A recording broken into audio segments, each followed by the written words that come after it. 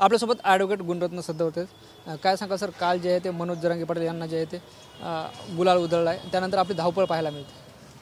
बघा, एक लक्षात घ्या, मला हे समजत नाही की माझ्या मराठा भावांची तर ती फसवणूक आहे. कारण माझे मराठा भाऊ त्या गॅझेटरच्या आधारे आणि तशा शासनाच्या निर्णयाच्या आधारे किंवा शासनाला निर्णयच करता येतो का तसा एखाद्या कायद्याच्या विरुद्ध जाऊन, हे आता दस्तूर स्पष्ट आहे. मला असं वाटतं आहे की ज्या प्रकारे घाई करून जे काही करण्याचा प्रयत्न केला, हे अत्यंत म्हणजे दुरोगामी परिणाम करणार आहे.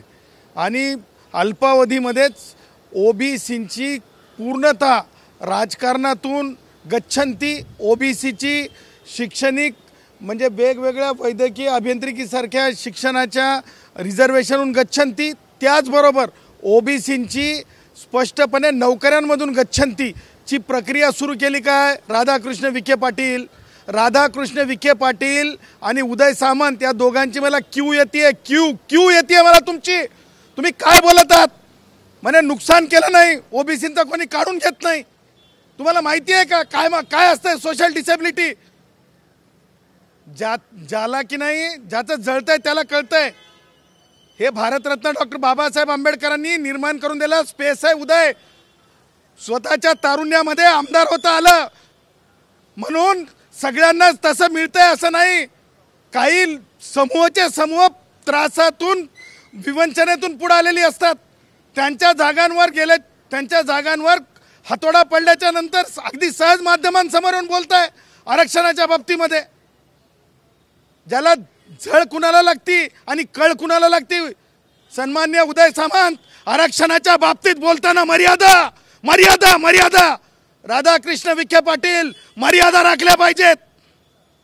सार्वजनिक सामाजिक अपमान करायचा आणि त्यानंतर सांगायचं की नाही कुणाचंच जाणार नाही. जाणार कसं नाही? तुमच्या मतदारसंघात तुमच्या जागी तुम्हाला काय बोलायचं? कारण ज्यांची वाढ काँग्रेसी विचारांमध्ये झालेली असती त्यांना काय कळणार आहे? त्यांना तर स्वतःचं साबूत राहिलं एवढंच महत्त्वाचं असतंय. जरंगेला डोक्यावर घेतलं हां, आणि तुम्ही आता सांगणार की भुजबळ साहेब गेले तर आम्ही भुजबळ साहेबांची समजूत काढू. मंत्र्यांच्या समजुती काढून आरक्षणाचे प्रश्न मिटत नसतात आणि आरक्षणावर घाला आणणारे राजकारणात टिकत नसतात. मंत्र्यांच्या समजुती काढून आरक्षणाचे प्रश्न मिटत नसतात आणि ज्यांनी आरक्षणावर घाला आणला ते आरक्षणात टिकत नसतात. उदय सामंत आणि राधाकृष्ण विखे पाटील आरक्षणाच्या बाबतीत बोलताना सांभाळून बोलायचं. डंके की चोट पे सांगत आहे. याच्यानंतर विचार करावा लागेल सर्वतोपरी, हे लक्षात ठेवायचं. ओबीसी नेत्याची समजूत काढण्याची जबाबदारी अतुल सावे यांच्यावर देण्यात आली. अहो, हे काय गुत्तेदारी आहे? काय कॉन्ट्रॅक्ट आहे का? टेंडर आहे का? हे काय टेंडर आहे का की जबाबदारी कुणाला तरी दिली? हे गाळ उपसा नाही आहे. याच्यामधला रत्नागिरीमधला गाळ काढा आणि कुणाला मिळाला आणि कुणाला नाही मिळालं ह्याच्यावर चालत नसतंय. कोणाला टेंडरिंग करून चालत नसतंय. भारतरत्न डॉक्टर बाबासाहेब आंबेडकरांनी दिलेलं आरक्षण आहे आणि एक त्यामागची भावना आहे सामाजिक रित्या माणसं वर आणण्याची.